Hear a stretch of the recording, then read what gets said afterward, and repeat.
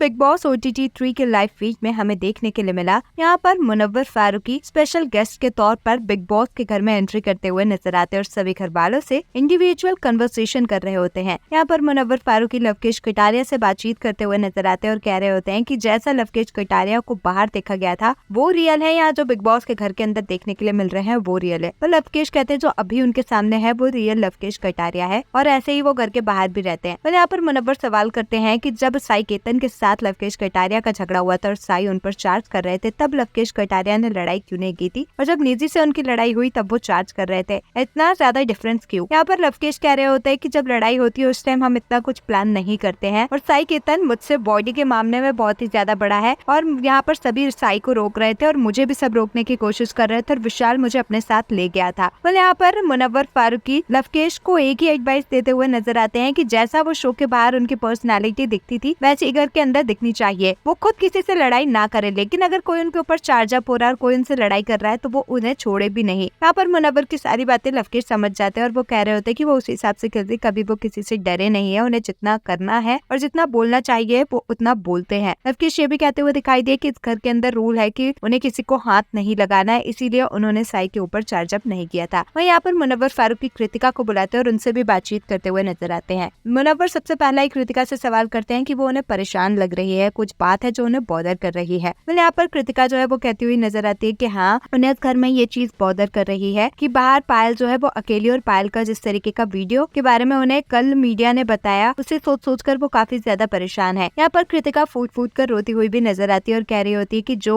1-1.5 साल हमने time face किया था, मैं नहीं चाहती कि मेरे लाइफ में वो दोबारा टाइम आए क्योंकि वो टाइम बहुत ही ज्यादा दुख भरा हुआ था। कृतिका आगे ये भी कहती हुई नजर आई कि जिस तरीके की मीडिया वालों ने उनसे सवाल कहे कि एक डायन भी 7 घर छोड़कर वार करती है और आपने अपने दोस्त के साथ ये इस तरीके की चीजें की, वो सारी चीजें मुझे बहुत ही ज्यादा परेशान कर रही हैं कहीं ना कहीं। पर यहाँ पर कृतिका से मुनव्वर ये भी सवाल करते कि साई केतन जो है वो डिजर्विंग है या नहीं, क्योंकि साई केतन खुद इस शो से जाने के लिए तैयार थे और उनकी जगह वो कृतिका को रखना चाहते हैं। कृतिका कहती है कि वो डिजर्विंग है साई केतन और वो खुद को भी डिजर्विंग मानती है, वो तो शो में लास्ट तक बनी रहना चाहती है और वो चाहती थी कि अरमान, कृतिका और पायल तीनों ही लास्ट तक बने रहे, ताकि जो लोगों को लगता है कि ये ऑन कैमरा अलग रहते हैं और ऑफ कैमरा इनकी स्टोरी अलग होगी, वो सारे कंफ्यूजन फैंस के दूर हो जाए, लेकिन ऐसा नहीं हो पाया। कृतिका आगे ये भी कहती हुई नजर आई कि उन्हें इस बात का बहुत ही ज्यादा दुख है कि पायल पहले ही 1 हफ्ते में चली गई, लेकिन उन्हें इस बात की खुशी भी है कि उनके जो बच्चे हैं वो अकेले नहीं है और उनकी फैमिली जो है उनके पास अब पायल है। पायल ने मुझसे बहुत ही ज्यादा सहा है और मुझे अपनी फैमिली की बहुत ही ज्यादा याद आती है। आपका कृतिका के इमोशनल होने पर क्या कुछ है कहना, हमें कमेंट्स में जरूर बताएं। ऐसे ही अपडेट्स के लिए हमारे चैनल को सब्सक्राइब करें।